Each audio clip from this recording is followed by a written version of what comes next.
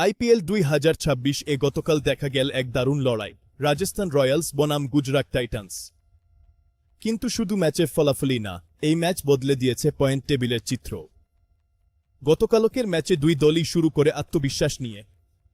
Rajasthan Royals bat হাতে শুরুটা ভালো করলেও মাঝের ওভারে কিছুটা চাপে পড়ে। অন্যদিকে গুজরাট টাইটান্স তাদের বোলিং দিয়ে ম্যাচে ফিরে আসে।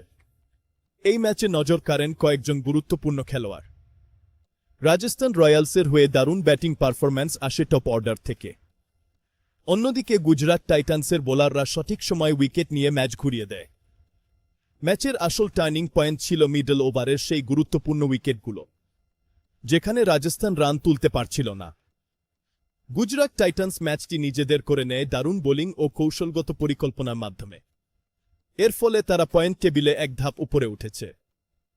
অন্যদিকে রাজস্থান রয়্যালস এই হার তাদের অবস্থানকে কিছুটা নড়বড়ে করে দিয়েছে।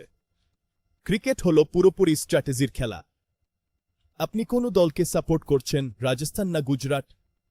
কমেন্ট করে জানাতে ভুলবেন না।